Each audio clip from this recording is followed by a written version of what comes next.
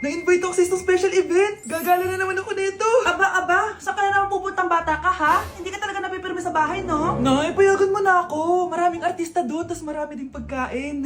O sige, pagdala mo ako na pasalubong ha. Tsaka pa-shoutout mo ako sa mga artista doon. Yes, magre-ready na ako na ya! Oh, nauna pa kayo sa akin, be? Outfit check! This is my outfit. Actually, the theme is Purple Business Extravaganza. Basta purple, wear something purple. Let's go!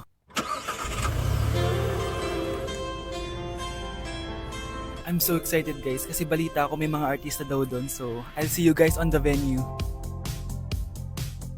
So nakadating na tayo sa venue at invited tayo sa launching ng Pinoy Drop Ball ng Bingo Plus. Pagdating pa lang namin, pinatry na sa amin agad yung Pinoy Drop Ball. So ayun na nga, tinaya ko lahat ng token ko. So ayan guys, hinulog ko na yung 3 bola. Sobrang familiar ng laro na to kasi nakikita ko to sa mga perya dati. Charan! O diba, nanalo agad tayo ng 2. Sobrang useful ng mga napalalunan ko guys. At pumasok na kami sa mismong venue at sobrang ganda guys. At ito yung mga isa-serve na pagkain sa amin guys. Grabe, ang sarap talaga ng mga sinerve nila at ngayon lang ako nakatikim ng mga ganyan be. So ayun, nilaunch na nga yung Pinoy Drop Ball ng Bingo Plus kasama si May Mendoza na napakaganda. After ng big reveal, binigyan kami ng performance ng alamat. Grabe, sobrang galing nila. At eto pa be, kumanta ng napakalapit sa amin si Miss Julie Ann San Jose. Grabe, mukha siyang anghel guys. Sobra talaga kami nag-enjoy dito guys dahil ang dami naming na-meet na tao. At isa pa dito, sobrang saya ng mga activities nila. Paglabas nga namin, inabutan na kami ng ulan pero okay lang kasi nag-enjoy naman kami. So yun lang, thank you guys. Hi, Bes! Oh, Bes, kamusta ka naman? Okay lang. Bes, may charger ka ba neto? Lobat na kasi ako eh. Ay, sorry Bes, wala ko ng charger niyan. Iba na kasi charger neto eh. Tara Bes, picture tayo pang my day. Ay, dito na lang Bes, malino camera neto. Syempre bago. Oo na Bes, ikaw na naka-iPhone 16. Gusto mo din ba ng iPhone 16 Bes? Pwes, sumali ka na sa 33 Multi-Millionaires Dance Challenge para may chance ka na manalo ng iPhone 16. Everyone can join Color Game. On your phone, it's so fun to play. Winner got a Color Game. On the go, there's always a game. One click away, got a lot. So lucky day, so lucky day. Winner got a Color Game. Wishes come true if you play. Madali lang pala, Bes. Sige, sasali na ako. Like sugar on my tongue, your body so sweet. Ayan! Kaya pala ang laki ng bill ng kuryente natin. Nakabukas pala na matagal yan. Anay, uso kasi to yung sugar on my tongue. Sugar on my ganun. May alam din ako uso na pwede mong gawin. Talaga, Nay? Ano yun? Gagawin ko. Walang baon for a day. Ipambabayad ko sa kuryente yung baon mo. Nay naman eh. Ito na, isasara ko na to. Huwag mong babawasan baon ko ah. Akin na nga tong cake na to. Sige na, pumasok ka na sa kwarto mo.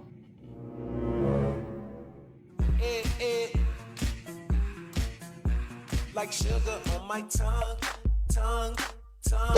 Hi guys! So samahan nyo kami, pupunta tayo ng Bacolod. So ayan, nakadating na kami at pagdating nga namin, sobrang lakas ng hangin, grabe. Sa airport pa lang, ramdam ko na yung saya ng Mascara Festival. Kaya lalo ako na-excite. Hala, may paganto pa ang Horizon Management. Parang artista talaga, char. Dahil kilala sa chicken inasal ang Bacolod, abay syempre kailangan natin tikman agad yan. At grabe, bagong luto tong piyaya na to, kaya sobrang lambot ng loob niya guys. First day pa lang, ang dami na namin napuntahan. Gaya ng San Sebastian Cathedral at dito sa The Ruins, grabe, parang ibang bansa yung feels dito. Must visit talaga to guys. Pagkatapos nga namin gumala, nag-crave yung mga kasama namin ng seafood. Grabe, ang sasarap dito, promise.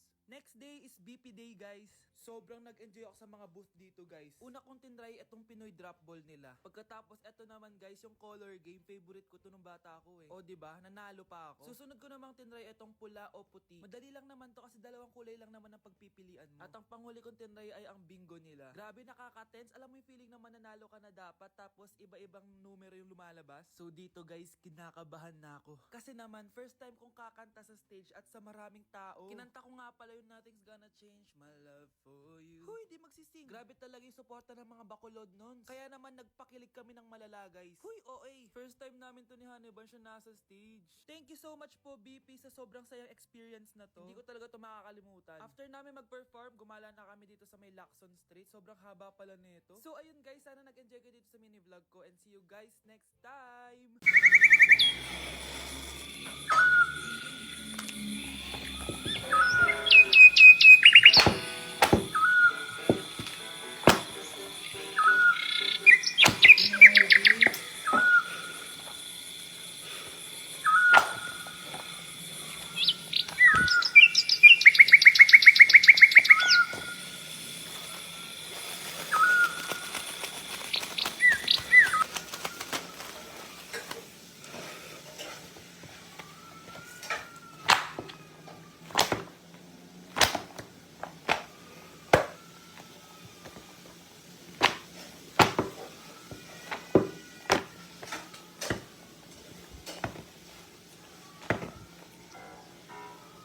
I wouldn't change a thing, so glad you're back again. I'll never forget you. They said we never make it, my sweet joy. Always remember me.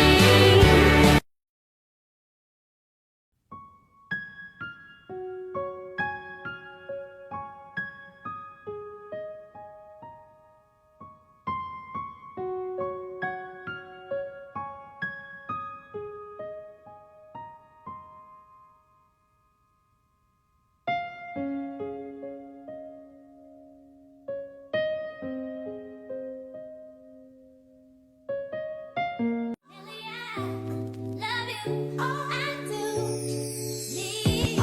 No matter what I do. Decote, viciado em vela descer, descer, descer, viciado em vela descer, Hala! Iba na section ko! Saan yung section 1?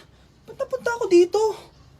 Ito na ba yung section 1? Good afternoon, everyone, especially to all of the panelists, advisors, and especially to our co-researchers who attend this virtual conversation. So, good afternoon, everyone. Nakamatay ng dahil sa iyo, ma'am. Ibig sabihin po nito ay kabayanihan ng mga Pilipino na isinakripisyo ang kanilang buhay para sa kalayaan ng ating bansang Pilipinas. Huwag lang tayo puro salita. Dapat ipinapakita din natin sa ating ginagawa. Ikaw, bago ka lang dito, di ba? What is the biggest mistake? Ma'am, the biggest beef stick. Anong beef steak, ha? Alis na ako dito. para o peito primeiro.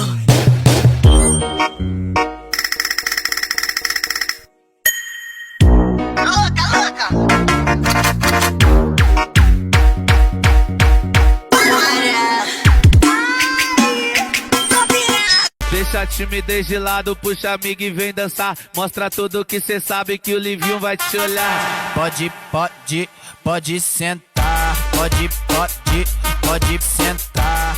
Oh, ano naman yung ginagawa mo, ha? Imbis na mag-aral ka, kung ano yung ginagawa mo. Anday, uso kasi ito sa TikTok. Akin na nga yan, ako gagawa.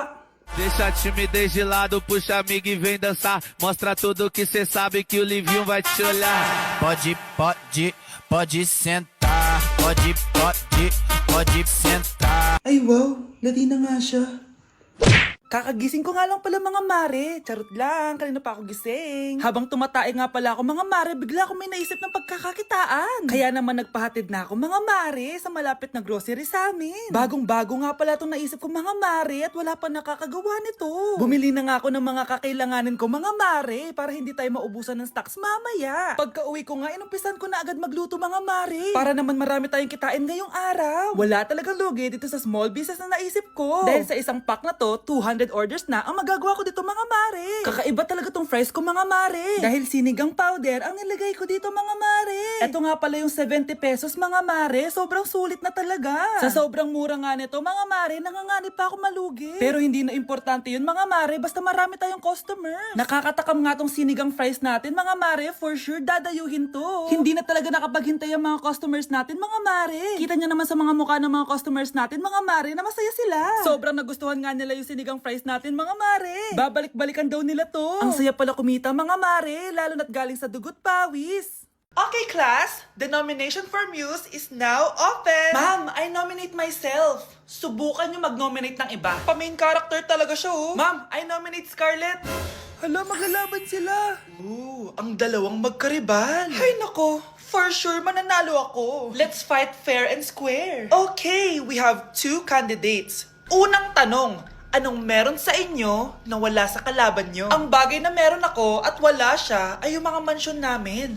Mamahalin namin na sasakyan, mga luxury bags, for sure wala siya nun. Ang bagay na meron ako at wala siya ay ang mga taong nagmamahal at sumusuporta sa akin. My family, my friends. Walang kwenta ang yaman kung walang nagmamahal sa'yo. Oh, burn! For my final question, bakit ikaw ang deserving maging muse? Obvious naman, di ba? Maganda ako, sexy ako. Ano pa bang hahanapin niyo sa akin? I believe that being a muse is being a good role model. I am confidently beautiful to show the classroom, the school rather, that I have what it takes to be a good role model. And I thank you. We love you, Scarlett! Itaas ang kamay kung boto kay Cheska.